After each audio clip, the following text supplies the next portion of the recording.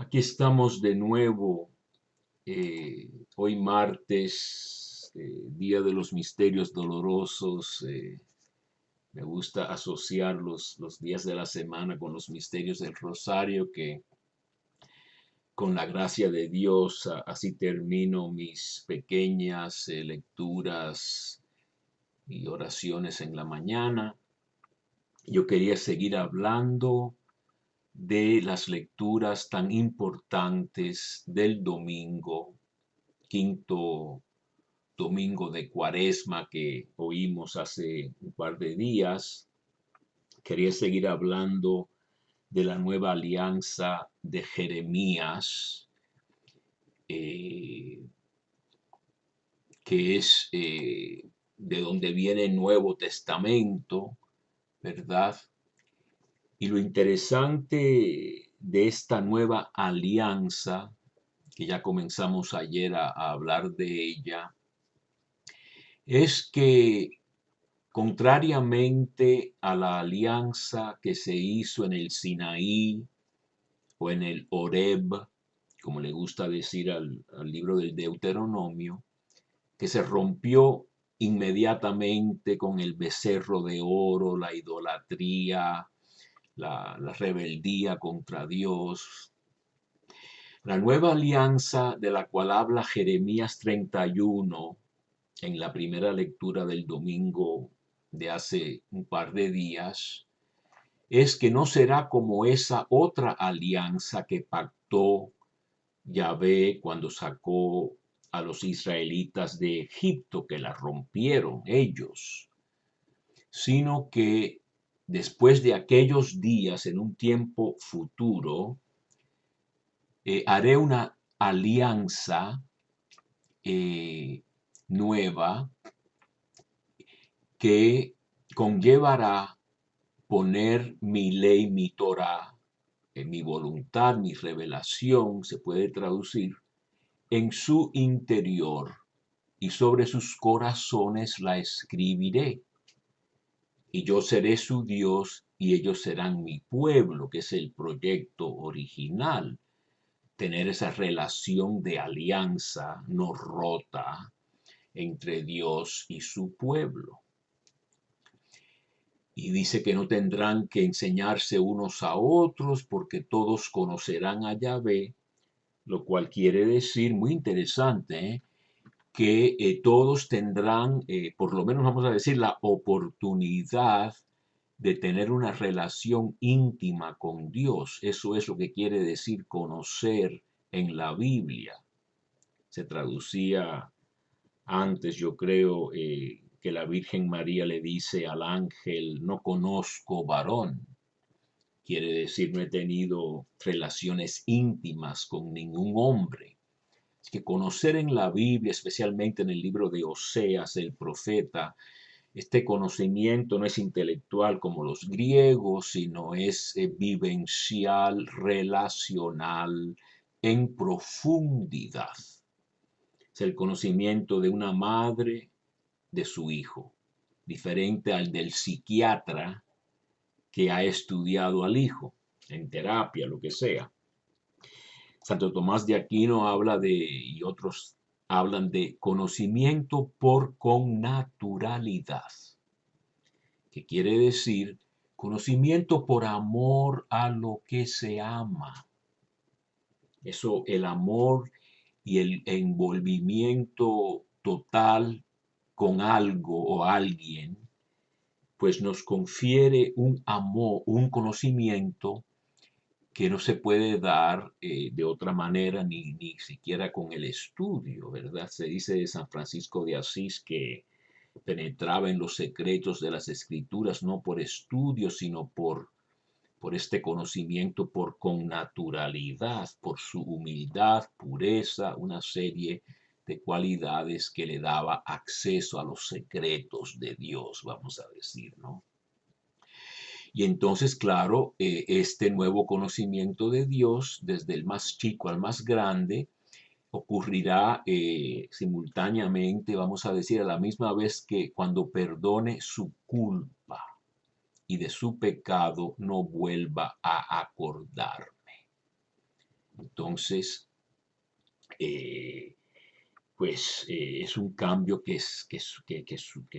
sucede en el ser que ha tenido este, vamos a decir, procedimiento. Y entonces yo quería hablar un poco de este cambio al corazón. A mí me interesa mucho el corazón. Desde niño, muy jovencito, mi papá tenía ataques al corazón. Yo he tenido problemas del corazón. Tengo un marcapasos, etcétera. Entonces en la Biblia se habla mucho de la circuncisión del corazón. Eh, y quiero comenzar quizá con un pasaje muy interesante. Colosenses 2 dice que en Cristo reside la plenitud de la divinidad corporalmente y ustedes alcanzan la plenitud en Él, que es la cabeza de todo principado y de toda potestad. En Él también fueron circuncidados con la circuncisión no hecha de mano humana, sino mediante el despojo de su cuerpo mortal por la circuncisión de Cristo, sepultados con Él en el bautismo, con Él también han resucitado por la fe en la acción de Dios, que resucitó de entre los muertos a Jesús. Y a vosotros que estabais muertos en vuestros delitos y en vuestra carne incircuncisa, os vivificó juntamente con Él y nos perdonó todos nuestros delitos. Y tenemos un gran pasaje de la circuncisión. Hay otros, no voy a tratar de buscarlos todos, pero sí puedo hablarles de Romanos 2, que dice San Pablo en Romanos capítulo 2, versículo 25, que el verdadero judío lo es en el interior y la verdadera circuncisión es la del corazón, según el espíritu y no la letra. Y entonces, y Filipenses dice que los verdaderos circuncisos somos nosotros, no los que se han hecho esa operación genital, vamos a decir. Entonces, pudiéramos preguntarnos si y hay algún pasaje que hable de esta circuncisión y cómo se logra esta circuncisión. Y precisamente cuando se expone o se habla, se proclama el querigma, lo que llaman el mensaje evangélico de la muerte de Jesús por nosotros, cómo la sufrió, cómo la enfrentó el sufrimiento, los oprobios, los insultos, todas las cosas de su pasión, la corona de espinas, después victorioso resucita. El primer discurso que se nos narra acerca de esto, ¿no? De la predicación de la iglesia primitiva, es precisamente el día de Pentecostés, en Hechos de los Apóstoles, capítulo 2. Entonces Pedro aquí, Lucas nos cuenta, nos pone, nos narra todo el discurso de Pedro a la gente inmediatamente después de Pentecostés, que ahora tienen el Espíritu Santo prometido por Jesús, la promesa del Padre, le llama Jesús. Cuando oyen todo esto y las profecías que se han cumplido y ustedes lo mataron clavándolo en la cruz, pero por mano de los impíos, los romanos, a este pues Dios le resucitó y todos los profetas hablan de esto, etcétera. Y al oír toda esta proclamación evangélica, el querigma que se llama, al oír esto dijeron con el corazón compungido. que pudiéramos traducir punzado, traspasado. Algo les pasó en el corazón al oír la historia de Jesús. Y precisamente por eso en Gálatas 3, el gran argumento de San Pablo a los insensatos gálatas que quieren buscar observancias de días y de comidas y costumbres judías, que ellos son gentiles, no tienen por qué estar buscando boberías, hasta visiones. Hoy en día en la iglesia hay mucha bobería también de ese tipo de cosas. Lo que basta es Jesús crucificado. Dice, ¿quién os ha fascinado, a cuyos ojos fue presentado Jesucristo crucificado?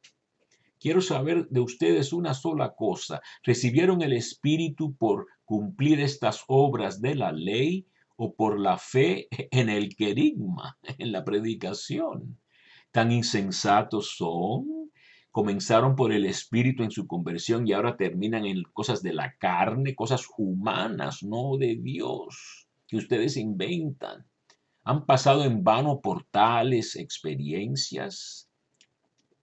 Pues bien, vano sería si es así, pero el que les da el Espíritu y obra milagros entre ustedes, lo hace porque observan la ley o porque tienen fe en el querigma, en la predicación del Evangelio escueta, sin supersticiones ni boberías. Entonces lo que tiene entendido San Pablo en Gálatas es que cuando uno entiende el misterio de Cristo, de la cruz, y dice San Pablo en Corintios que cuando se presentó a ellos no conocía a nada, no sabía de nada excepto a Jesús y ese crucificado. Pues entonces nos despojamos de todo lo carnal, que no quiere decir nada más lo sexual, sino todo lo meramente humano en lo cual nos fiamos por nuestra propia fuerza y creemos en el poder de Dios manifestado en Cristo resucitado. Yo quería hablar de la lectura, no la tengo puesta, pero sí la tengo en el sitio que uso para las lecturas de la misa, Ciudad Redonda. La segunda lectura de la carta a los hebreos es muy importante, tendremos que seguir mañana, ¿no? Habla de la agonía, vamos a decir, de Jesús, que aprendió sufriendo a obedecer.